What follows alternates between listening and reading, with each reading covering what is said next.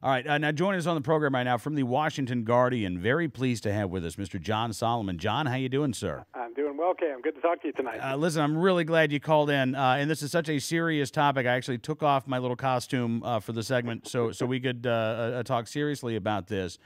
The former head of the ATF, Ken Melson, who was shuffled around during the Fast and Furious investigation and then was let go after the Inspector General's report, told congressional investigators, you say, that he discovered that the Obama administration's original telling to Congress that we didn't walk any guns in Fast and Furious was false as early as March of 2011, and told the Justice Department, you got to correct the record, and they didn't.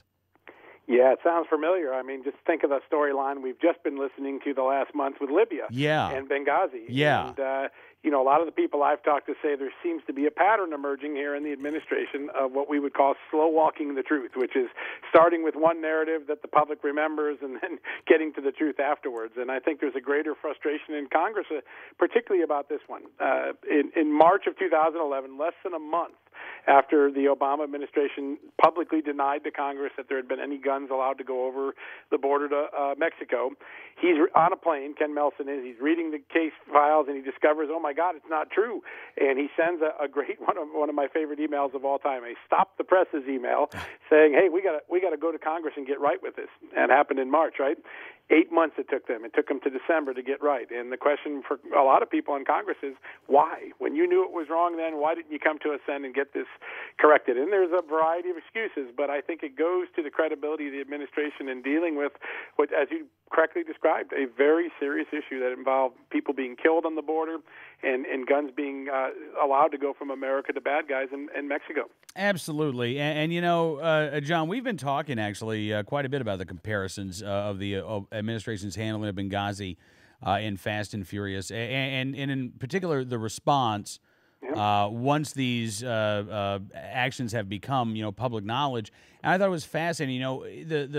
The statement by President Obama about what he did when he learned about the attack going on in Benghazi, almost identical to the statement that Eric Holder and Barack Obama made when they said they learned about Fast and Furious. First, we put a stop to it. Second, we made sure that it would never happen again. And third, we made sure we were going to hold people accountable. Did. And you know what, John? None of that means anything. Yeah, I mean, at the end of the day, people are looking for leadership. And the question is, if you lead after the fact, after a tragedy, I guess you get some credit for it. But what people really want is for you to leave before the tragedy occurs.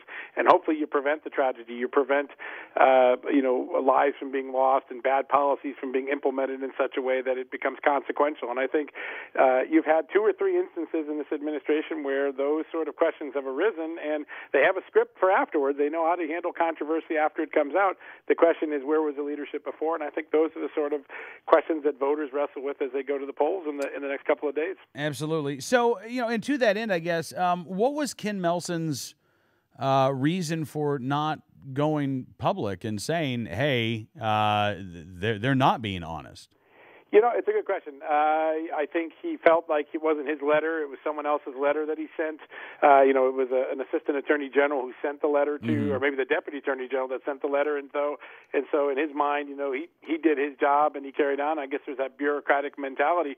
To me, what's fascinating is he told this to Congress in July of 2011, and we're only learning about it now, nearly 18 months later. And I think the fact that it's remained a secret all this time, despite the fact that Senator Grassley and Congressman Issa have spent a lot of time trying to get to the truth, I think it's fascinating that this particular thing didn't get more attention sooner from the people who've been even investigating it. And I think they're becoming to appreciate that this goes to a picture of a cover-up that maybe needs a little more attention. Well, it does, particularly when we have the 1,800 documents, that the Obama administration has claimed can be withheld under executive privilege. We actually have about 80,000 documents that the Justice Department hasn't turned over.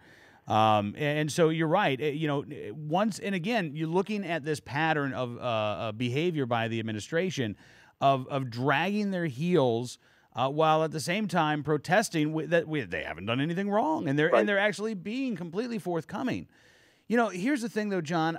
I wonder, I saw that there was a new poll out. I think it was a CBS New York Times poll on Benghazi. 51% of Americans say they do not approve of Obama's handling of Benghazi. Right. We don't. I think you've seen similar numbers for Sure. Fast and Furious as well. That this matters. We're paying attention, aren't we?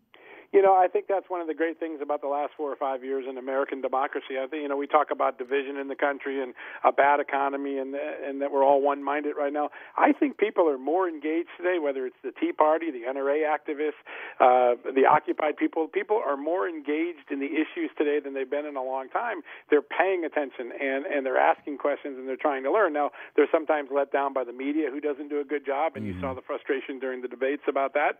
They're sometimes frustrated by politicians who seem to resort to old tactics of obfuscation. But the fact that they're engaged, they're paying attention, I think is good for democracy. And I think the activism we're seeing today is a sign that the great idea that our founding fathers had 230 years ago is as alive and vibrant today as it was in the earliest days of the revolution. And I think that's something we can all be proud of, despite all the problems that we deal with every day. I absolutely agree with you. We noted last night that Jay Leno had made a joke about Barack Obama in Libya.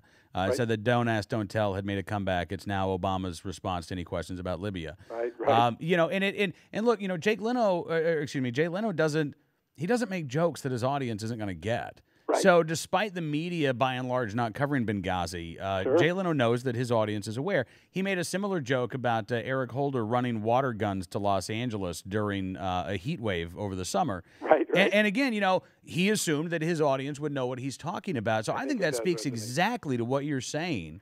Yeah. And as somebody who's, you spent a lot of time in the mainstream media. I have. I mean, I got to ask you, John, I started out in local television news in the mainstream media as well, Right. and it makes me angry to It see does. what they're doing to this industry.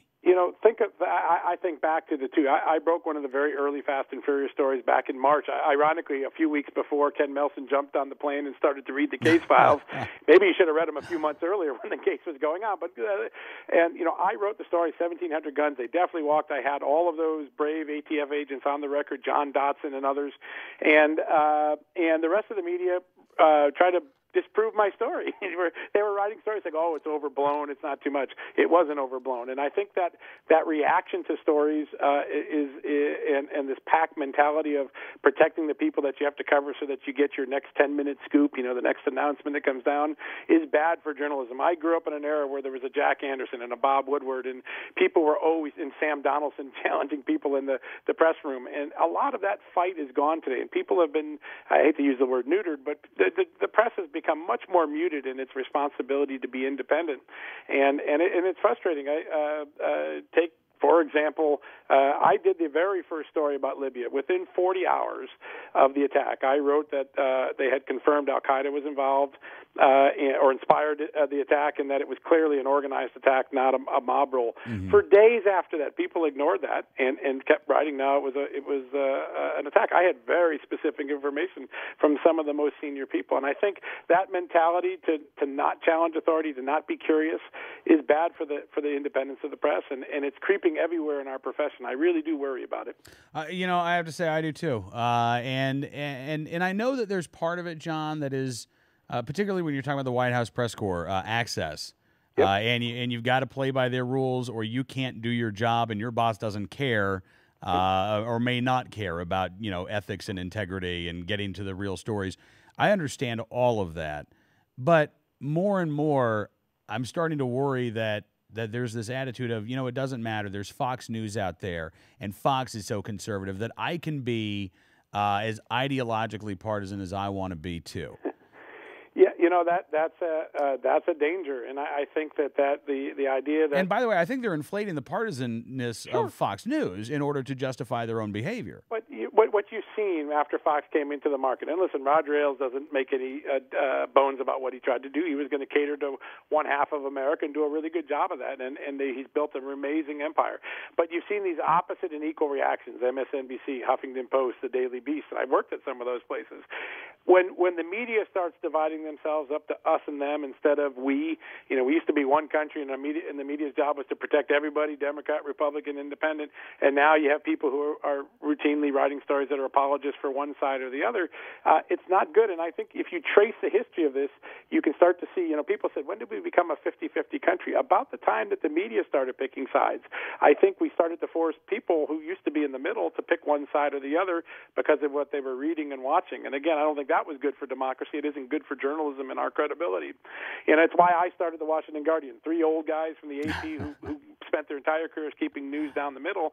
And we decided, you know what, I don't want to work for any other news organization. We're going to start our own and start to tell people the truth, the facts, no matter where they fall. And, on one day today, we could have a story about the Tea Party not living up to some of its expectations in Congress, and we could have a great expose on the Obama administration. And we're proud to be able to give people both stories down the middle. And I think we need more of that in journalism. Well, listen, John, been an admirer of yours for many years. Always love having you on the program, sir. And again, great job with this story on Ken Melson and what he told his bosses and what his bosses then told Congress. Really appreciate you coming on the program. Hope we can do it again soon. Thanks for all your attention. I really appreciate all the amplification you do of our journalism. So thanks again. Absolutely.